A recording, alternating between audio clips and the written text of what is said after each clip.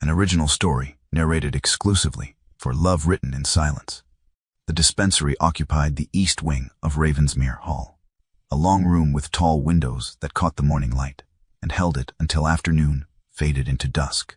Clara Whitford had worked there for nearly 2 years, measuring tinctures and rolling bandages, recording distributions in the leather-bound ledger that sat open on the oak table.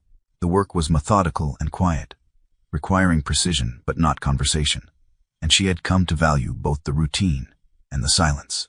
She had been a widow for 3 years when she first arrived at the estate.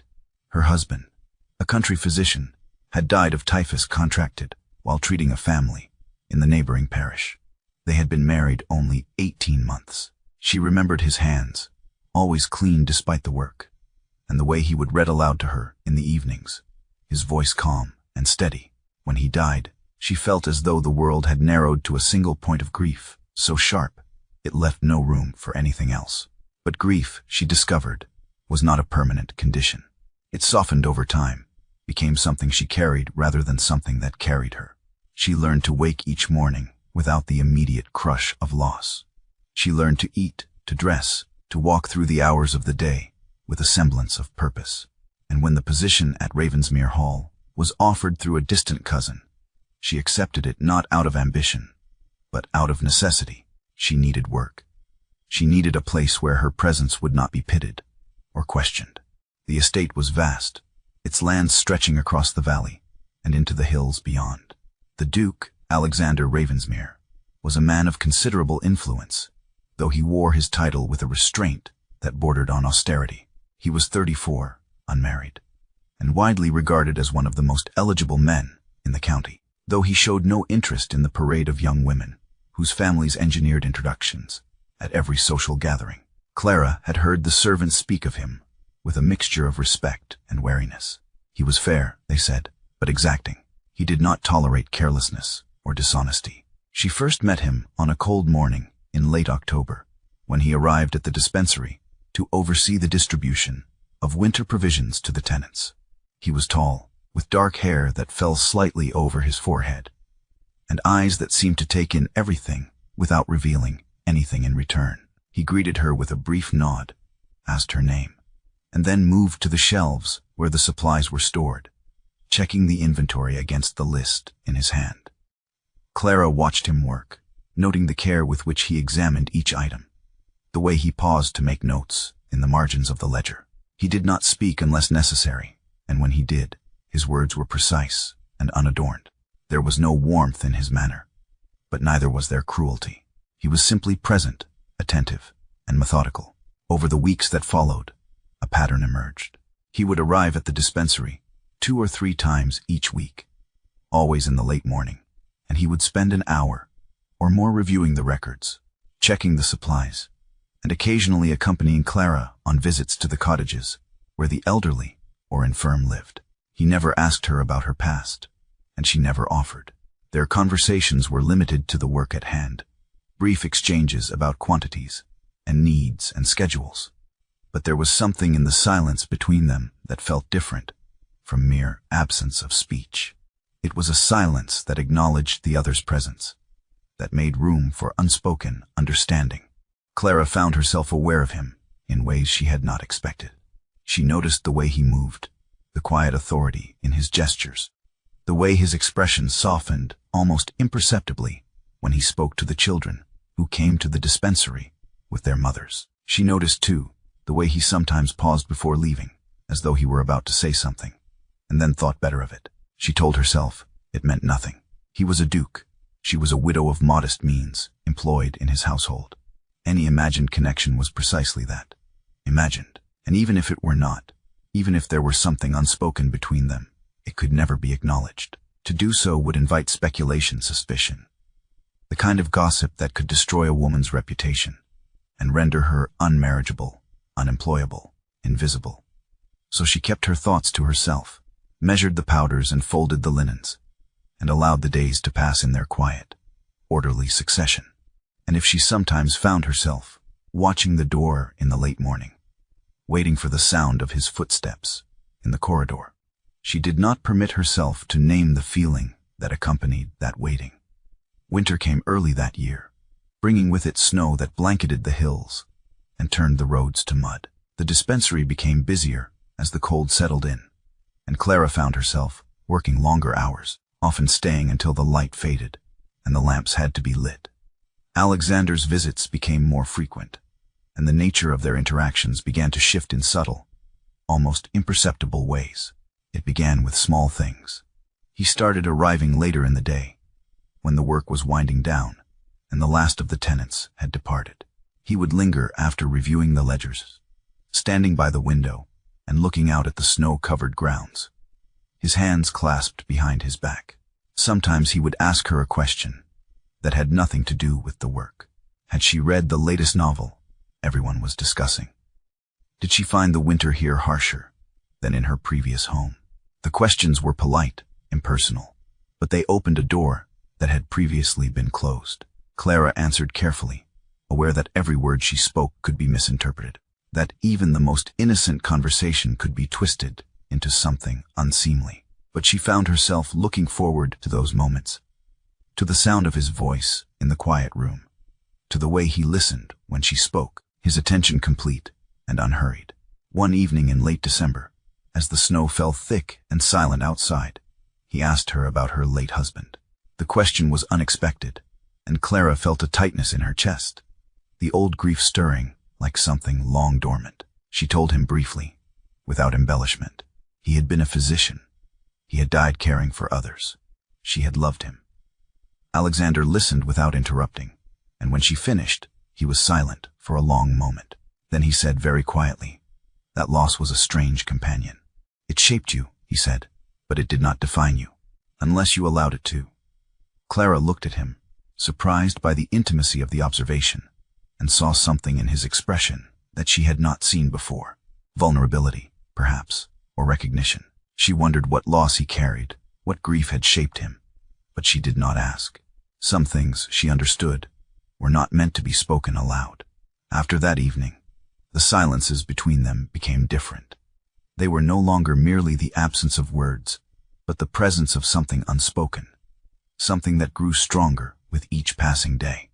Clara felt it when he handed her the ledger, and their fingers brushed for the briefest instant.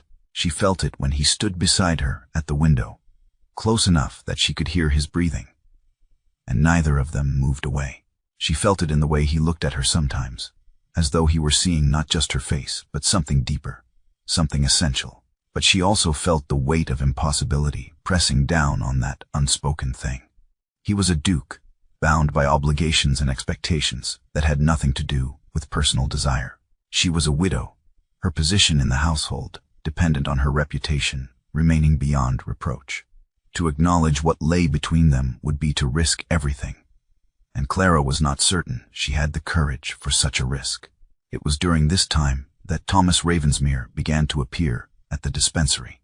He was Alexander's younger brother, 29 years old, with a kind face and an easy manner that contrasted sharply with the Duke's reserve. He had been traveling abroad for much of the previous year and had only recently returned to the estate. He was charming in a way that felt effortless, and he took an immediate interest in Clara, asking her about her work, complimenting her efficiency, and making small jokes that drew reluctant smiles from her. Clara found his attention flattering, but uncomplicated. There was no tension in his presence, no sense of something unspoken hovering between them. He was transparent in his affection, and that transparency was, in its own way, a relief. She did not have to wonder what he thought or felt. He told her plainly, with a directness that left no room for doubt. And yet, even as Thomas's visits became more frequent, even as his intentions became clear, Clara found herself watching for Alexander, waiting for the sound of his footsteps, the quiet authority of his presence. She told herself it was foolish, that she was inventing meaning where none existed. But the heart, she was learning, did not always obey reason. Thomas began courting her in earnest after the new year. He brought her small gifts, a book of poetry, a pair of gloves lined with fur, a brooch shaped like a rose. He asked her to walk with him in the gardens, even in the cold, and he spoke to her of his plans for the future, his desire to settle down, to find a partner who valued steadiness and kindness over wealth and status. Clara listened and tried to imagine a life with him. It would be a good life, she thought. Safe, respectable. Thomas was genuinely kind, and he seemed to see her not as a project to be managed or a prize to be won, but as a person worthy of care. He did not speak of passion or grand romance. He spoke of companionship, of shared purpose, of building something solid and enduring. The community approved. The housekeeper remarked, with a knowing smile, that it was a fine match. The vicar, when Thomas introduced Clara to him, after Sunday service, nodded approvingly and said that it was good to see a young man of sense choosing a woman of character. Even the tenants, who had come to know Clara through her work at the dispensary, expressed their pleasure at the news. Only Alexander seemed distant. His visits to the dispensary became less frequent, and when he did come, he was formal, almost cold. He addressed her as Mrs. Whitford, asked only the most necessary questions, and left as soon as the work was done. Clara told herself that this was proof of what she had always suspected, that any connection between them had been her own invention, a product of loneliness and longing. He was a duke. She was nothing to him beyond a competent employee. His withdrawal was not a sign of feeling, but of indifference.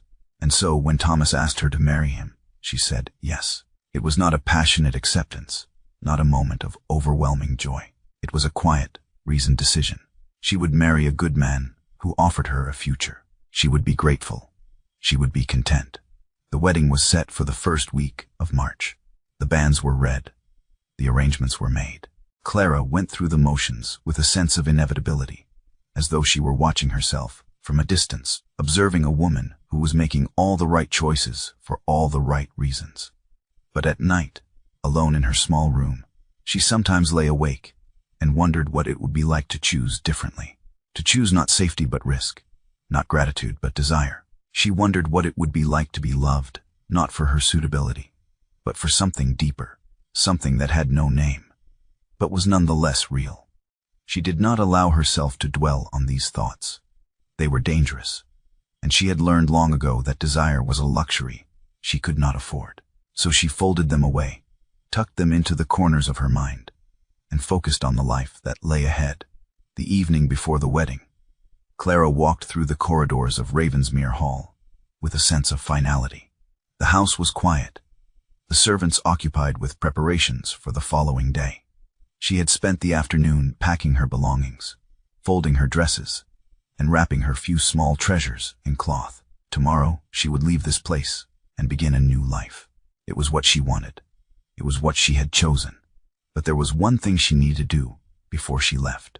She needed to tell Alexander, not because he had any claim on her, not because she owed him an explanation, but because it felt wrong to leave without acknowledging the time they had spent together, the work they had shared, the silence that had held so much. She found him in his study, a large room lined with books and lit by a single lamp on the desk. He was standing by the window, looking out at the darkened grounds, and he did not turn when she entered. She wondered if he had been expecting her. She cleared her throat softly, and he turned, his expression unreadable. She saw the weariness in his eyes, the lines of tension around his mouth, and she felt a pang of something she could not name. "Your Grace," she said, her voice steady, "I wanted to inform you personally. I am marrying your brother tomorrow."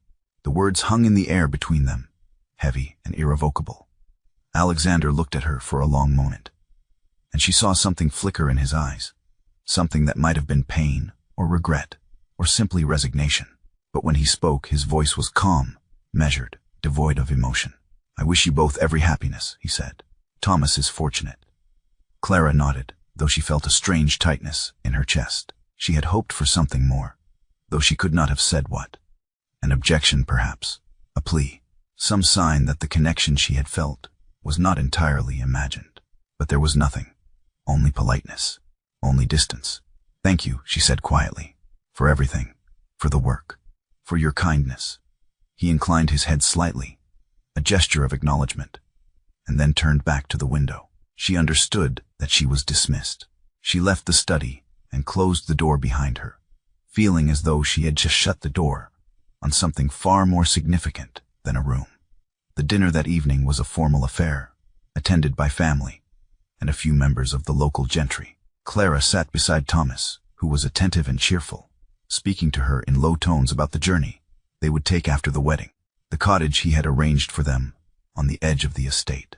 She smiled and nodded, but her attention kept drifting to the other end of the table, where Alexander sat in silence, his expression distant. It was during the dessert course that one of the guests, an older woman with a sharp tongue and sharper eyes, leaned toward Clara and said, in a voice loud enough to be heard by several others, "You have done very well for yourself, my dear. A widow of modest means, securing a match with a gentleman of the Ravensmere family. Quite an achievement." The words were spoken with a smile, but the implication was clear. Clara felt the blood rise to her cheeks, felt the weight of every gaze in the room turning toward her. She opened her mouth to respond, but before she could speak, Alexander's voice cut through the silence. "Mrs. Whitford has secured nothing," he said, his tone cool and firm. "My brother has had the good fortune to win the regard of a woman of exceptional character and competence. The achievement, if there is one, is entirely his." The room fell silent. The older woman flushed and looked down at her plate. Thomas reached over and squeezed Clara's hand, his expression grateful. But Clara barely noticed. She was looking at Alexander, at the set of his jaw, the intensity in his eyes, and she felt something shift inside her, some understanding that had been just out of reach, suddenly coming into focus. He had defended her, not out of duty or politeness, but out of something deeper. He had spoken not to protect his brother's choice, but to protect her. And in that moment, Clara realized that the connection she had felt was not imagined. It was real. It had always been real. But it was also too late. The dinner ended, and the guests departed. Clara retired to her room, her mind churning with thoughts she could not quiet. She lay in bed, staring at the ceiling, and tried to convince herself that tomorrow would bring clarity, that once she was married, these doubts would fade. But sleep did not come. And in the small hours of the night, she heard voices in the corridor, outside her room. She recognized Thomas's voice, low and earnest, and the voice of a friend who had attended the dinner. She could not make out all the words, but fragments drifted through the door. "She is safe," Thomas was saying, a steadying influence, suitable in every way. The word struck Clara like a blow. Suitable, not beloved, not cherished, suitable. A woman chosen not for passion or desire, but for practicality. A woman who would not disrupt or demand or complicate. She sat up in bed, her heart pounding. She thought of her late husband, of the way he had looked at her, the way his love had been a living, breathing thing between them. She thought of the years since his death, the way she had convinced herself that such love was a once-in-a-lifetime gift, that to expect it again would be greedy, unrealistic. But now, lying in the darkness, she understood that she had been lying to herself. She was not choosing Thomas out of gratitude or practicality. She was choosing him out of fear. Fear of vulnerability, fear of rejection, fear of wanting something she believed she could never have. She was choosing safety over truth. And in doing so, she was betraying not just herself, but the memory of the love she had once known. The realization crashed over her with a force that left her breathless. She could not marry Thomas. Not like this. Not when her heart was elsewhere. Not when she knew, with a certainty that felt like both revelation and condemnation, that she loved Alexander Ravensmere. She loved him. The thought was terrifying and exhilarating in equal measure. She loved his quiet strength, his careful attention, the way he saw her not as a role or a function, but as a person. She loved the silence they had shared, the unspoken understanding, the moments when the world had narrowed to just the two of them, in a room full of light. But loving him did not mean she could have him. He was a duke. She was a widow with no fortune, no family, no claim to anything beyond her own dignity. To speak of her feelings would be to invite humiliation, to risk everything she had worked so hard to protect. And yet the alternative was to live a lie. To marry a man she did not love, to spend the rest of her life pretending that safety was enough. Clara sat in the darkness, her hands clenched in her lap, and felt the weight of the choice pressing down on her. She did not know what to do. She only knew that she could not go forward as planned, not without confronting the truth, not without giving herself the chance, however slim, to choose something real. In another part of the house, Alexander Ravensmere sat alone in his study, the lamp burning low on the desk before him. He had not moved since Clara left, had not even attempted to sleep. He stared at the ledger, open before him, the neat columns of her handwriting, and felt the full weight of his failure pressing down on him. He had loved her for months, perhaps longer. He could not pinpoint the exact moment when respect had deepened into something more, when her presence had become essential, rather than merely pleasant. But he knew, with a certainty that felt like both gift and curse, that he loved her, and he had said nothing. He had told himself it was the right choice, the honorable choice. To speak would have been to place her in an impossible position, to invite speculation and scandal. People would say she had set her sights on a duke, that she had manipulated him, that she was ambitious and calculating. Her reputation would be destroyed, and with it, any chance she had of a respectable life. So he had remained silent. He had withdrawn, had allowed his brother to court her, had watched as she accepted Thomas's proposal with a calm, measured grace that had felt like a knife to the chest. But silence, he was learning, was not the same as protection. Silence was cowardice dressed up as nobility. He had told himself he was safeguarding her dignity, but in truth, he had been safeguarding himself. He had been afraid of rejection, afraid of the vulnerability that came with speaking the truth, afraid of disrupting the careful order of his life. And now it was too late. Tomorrow, she would marry his brother, and he would spend the rest of his life watching her from a distance, knowing that he had let her go without ever giving her the choice to stay. The thought was unbearable. He stood and walked to the window, looking out at the dark expanse of the grounds. The moon was hidden behind clouds, and the world was a study in shadows. He thought of the provisions he had made weeks ago, the quiet arrangements that had taken considerable effort and discretion. He had secured a diplomatic post for Thomas, a position that would take him to the continent and provide him with an income independent of the family estate. It was a good position, one that would allow Thomas to build a life of his own, free from the constraints of being the younger brother of a duke. Alexander had done it not to undermine the marriage, but to protect it. If Thomas had an independent income, no one could accuse him of jilting Clara for financial reasons. If the engagement were broken, Thomas would not be left vulnerable or humiliated.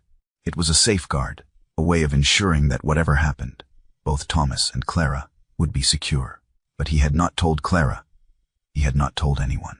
And now, as he stood in the darkness, he wondered if his silence had been not protection, but cowardice. He had spent his life believing that duty and restraint were the highest virtues, that to act on personal desire was to betray the responsibilities of his position. But what if he had been wrong? What if love, real love, required not silence but courage? What if the most honorable thing he could do was to give Clara the truth, to offer her a choice, and then to step back and let her decide? The thought was both terrifying and clarifying. He did not know if she loved him.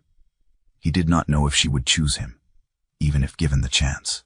But he knew, with a certainty that felt like waking from a long sleep, that he could not let her marry his brother without knowing that there was another path, another possibility. He would not beg. He would not manipulate. He would simply offer, and then he would leave the choice to her. The morning dawned cold and gray, the sky heavy with clouds that promised snow. Clara rose before the sun, dressed in her traveling clothes, and gathered her belongings. The wedding party was to depart from the posting inn at the edge of the village, where a small chapel stood on a hill overlooking the valley. The ceremony would be simple, attended by family and a few close friends. Clara descended the stairs of the inn, her heart heavy with the decision she had made in the long hours of the night. She would not marry Thomas. She would tell him the truth, gently but firmly, and she would accept whatever consequences followed. She did not know what would happen after that.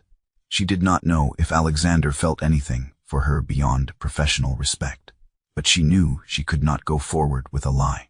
The innkeeper greeted her with a smile and gestured toward the courtyard, where the carriages were being prepared. Clara stepped outside, the cold air biting at her cheeks, and stopped. There were 2 carriages in the yard. One was the familiar coach that belonged to the Ravensmere family, its crest emblazoned on the door.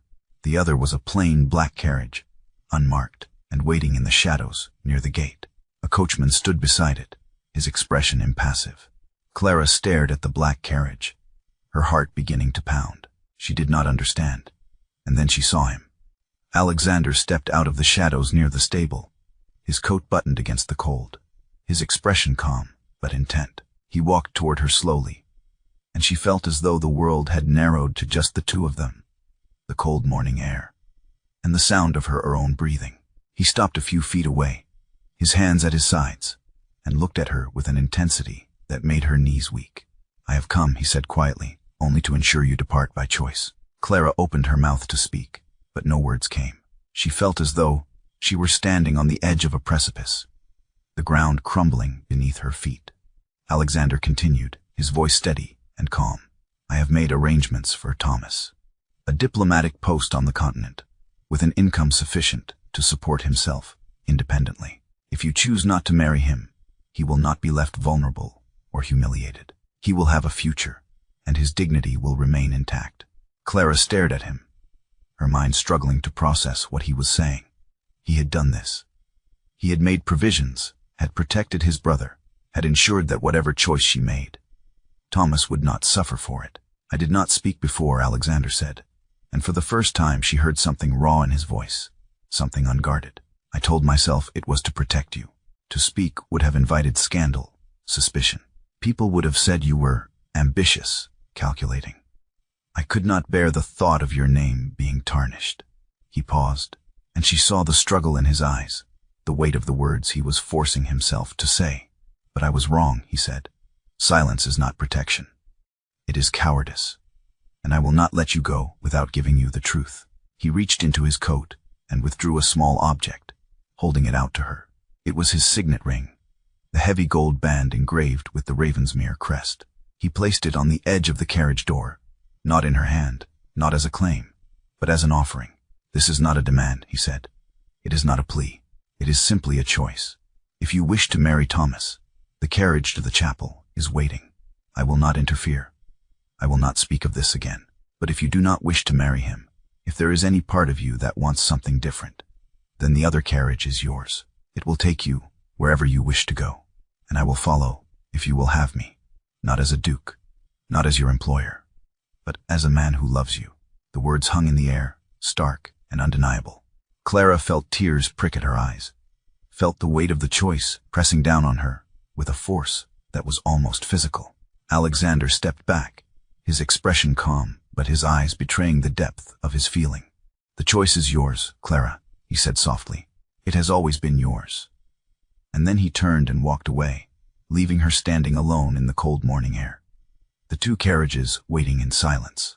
Clara stood motionless, her breath coming in shallow gasps, her mind a whirlwind of thought and feeling. She looked at the carriage that would take her to the chapel, to the life she had planned, the safety she had chosen.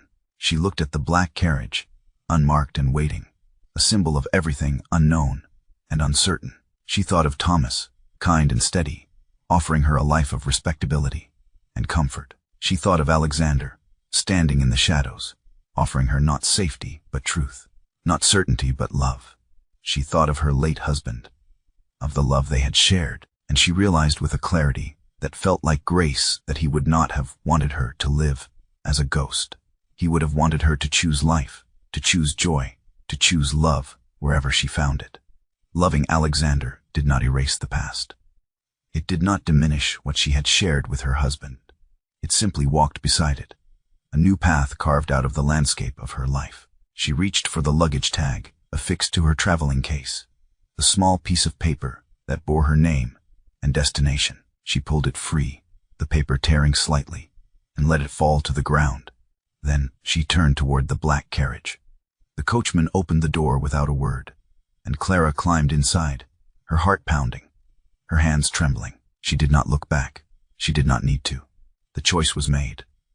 The carriage began to move, the wheels crunching over the gravel, and Clara leaned back against the seat, closing her eyes. The light was breaking over the rooftops, pale and cold, and she felt something inside her shift, some long-held tension releasing. She had chosen, not safety, not certainty, but truth and love, and the terrifying, exhilarating possibility of a future She had not dared to imagine. The news reached Thomas within the hour. Clara had left a letter, brief and honest, explaining her decision and asking for his forgiveness. She did not blame him. She did not diminish his kindness. She simply told him the truth, that she could not marry him when her heart belonged to another. Thomas read the letter in silence, his expression unreadable. Alexander stood nearby, prepared for anger, for accusations, for the fracture of their relationship. But when Thomas looked up, his eyes were sad but not bitter. "I knew," he said quietly. "I think I always knew. I saw the way she looked at you, and the way you looked at her when you thought no one was watching." Alexander said nothing, the guilt heavy in his chest. Thomas folded the letter carefully and set it aside. "I am not angry," he said. "Disappointed, perhaps, but not angry. She deserves to be loved, truly loved, and I think you will love her better than I ever could." He stood and extended his hand. Alexander took it, the gesture awkward but sincere. "The post you arranged," Thomas said. "I will accept it. It is time I built a life of my own, away from your shadow." There was no bitterness in the words, only a quiet resignation.